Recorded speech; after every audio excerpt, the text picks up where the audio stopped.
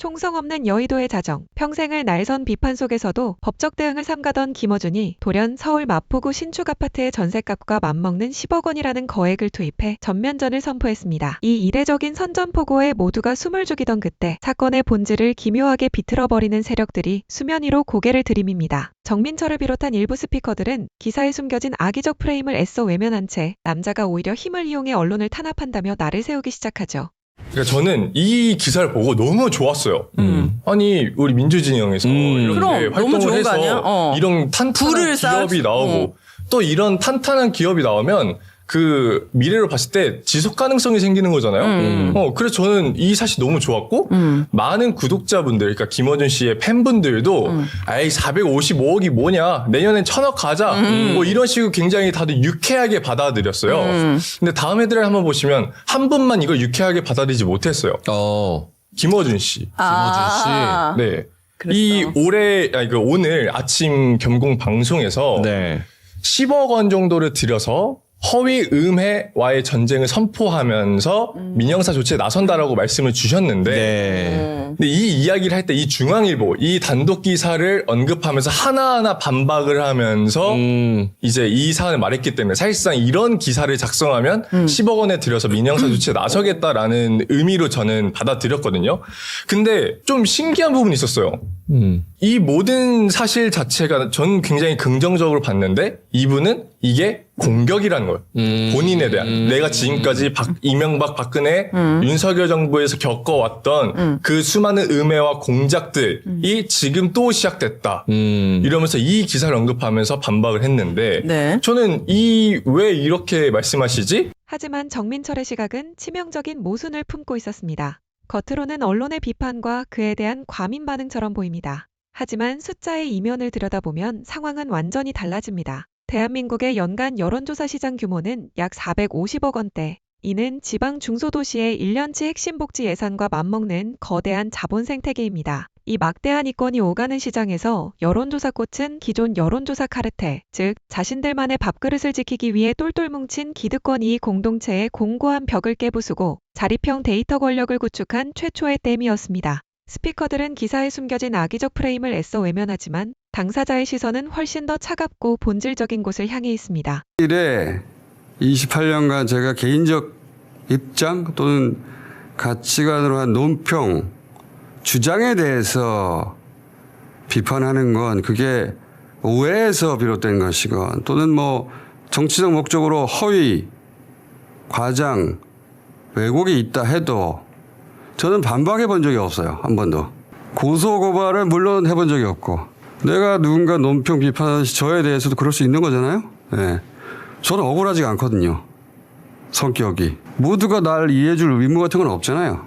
근데 이제 이 개인 김어준을 무너뜨리기 위해서 지금 100여 명이 넘는 스태프들, 제 동지들이자 동료들이기도 한 그들의 삶의 터전이고 자기 실현의 공간인 이 조직에 대해서 정직하게 영업 활동하고 있는 이 기업에 대한 부당한 작업을 치는 것은 절대 그냥 넘어갈 수 없다.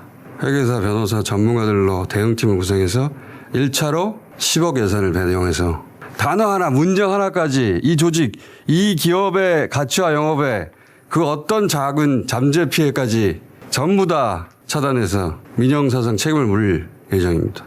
그는 개인의 안위를 넘어 대중의 후원으로 완성된 대한민국 최초의 자립형 데이터 권력이 산산조각날 위기를 직감했습니다. 단순한 진영 내 알력 다툼이 아닙니다. 다가올 선거와 전당대회라는 거대한 권력 재편기를 앞두고 유이재명이라는 간판 아래 모여든 신흥 세력들이 당내 헤게모니, 다시 말해 집단을 완전히 쥐고 흔드는 절대적인 주도권을 쥐기 위해 벌이는 치밀한 정치공학적 수순입니다. 오직 권력의 득실만을 철저하게 계산해 짜 맞춘 차가운 설계를 통해 통제 불가능한 이 거대한 데이터댐의 신뢰도를 파괴하려는 것이죠. 이 기사가 그렇게 문제인가? 이 기사는 의도가 악의적이긴 하나 내용은 그냥 빌드업일 뿐입니다. 다음으로 가기 위한. 예를 들어서 내부 거래 언급되거든요. 명랑사회가 단지 얼마 지급했고 여론조사 꽃이 얼마 임대료 납부했다. 꽃의 임대료는 건물 매입하기 전에 건물주에게 우리가 납부하던 임대료 기준으로 산정된 아무 문제 없는 금액인데 왜 이런 내용을 넣었을까? 굳이? 관계세 간의 불법, 불량, 내부 거래가 있고 자금 세탁을 한다라고 나중에 뒤집어 씌울 궁리를 하고 있거든요. 그 외에 몇 가지 더 있는데 저는 알고 있죠. 아주 자세히. 제가 뭘 알고 있는지 모를 텐데.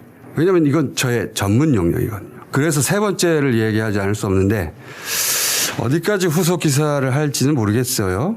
근데 그 진도에 따라서 예전에 이재명, 조국, 윤리향을 쳤던 바로 그 방식으로 누군가 작업치는 거는 더 이상 못하게 해야 되겠다. 마침내 남자가 파놓은 함정에 제 발로 걸어들어온 자들의 실체가 드러납니다. 자신들의 입맛에 맞는 데이터를 추출하기 위해 정체불명의 기관 STI를 띄우고 반대로 진짜 민심을 수치화하던 여론조사 기관 꽃을 짓밟으려는 치밀한 프레임 공작. 대중이 세상을 바라보는 인식의 틀 자체를 교묘하게 조작하려는 이것은 여의도의 지형을 유리하게 설계하려는 자본과 권력의 어두운 결탁입니다. 작년 후반기에도 한 무슨 매체가 우리 사무실 앞에 오피스텔을 얻어서 몇 달 동안 공사 치료하다가 제가 파놓은 함정이 딱 걸렸어요.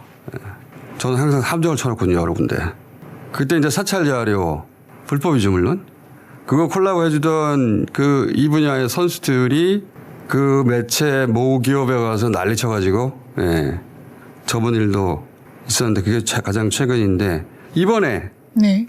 작업도 이 사찰 자료지, 이거는. 자기들이 얻어낼 수 없는 자료니까. 그럼 불법 자료로 밑그림을 그렸던데 보니까. 예를 들면 여론조사 꽃에서 받은 후원금을 다른 법인으로 보낸 뒤 해외 가로치고 파리에 보내서 자금 세탁을 하는 이런 여론조사 꽃을 신뢰할 수 있는가라는 식의 작업을 치고 싶어 하는데 완전 개소리죠. 개소리예요. 어쨌든 이 시나리오에 선수들 냄새가 진하게 나는구나. 흥미로운 건 그 실행 기자들이 이게 흥미로운 대목인데 연합군이에요. 그것도 국공합작인데 이건 싶은 소속 다른 기자들 4명이던데 쿵짝쿵짝. 뭐 첫 기사 내놓고 자기들끼리 막 피드백 좋다고 좋아들 하던데. 더 흥미로운 건 그들과 연결된 사람인데 앞으로 기사가 어디까지 나올지 모르겠지만 보면서 이런 얘기를 하려고 미리 공지하는 겁니다. 그 기자들 전에 몰라 자기들이 제 전문 영역에 들어와 있다는 걸. 보수와 진보의 껍데기를 뒤집어 쓴 채 오직 자신들의 정치적 지분을 챙기기 위해 결탁한 국공합작의 실체. 마치 물과 기름처럼 절대 섞일 수 없을 것 같던 양극단의 세력이 오직 하나의 타겟을 무너뜨리기 위해 손을 잡은 기형적인 연합입니다. 결국 이 사태는 누가 아군이고 배신자인가를 묻는 1차원적 마녀 사냥이 아닙니다. 데이터를 지배하는 자가 곧 선거를 지배하는 시대. 여론이라는 이름으로 포장된 가짜 숫자들이 어떻게 대중의 눈을 멀게 하는지 그 추악한 구조를 끊어내겠다는 선전포고입니다. 거대한 조작의 파도와 맹목적인 탐욕이 부딪히는 이 잔혹한 체스판 위에서 우리는 과연 조작되지 않은 온전한 진실의 숫자를 마주할 수 있을까요? 감정이 섞인 선동은 언제나 팩트를 가립니다. 차가운 숫자로 여의도의 민낯을 해부하는 이 채널의 분석에 동의하신다면 구독으로 여러분의 지적 연대를 증명해 주십시오.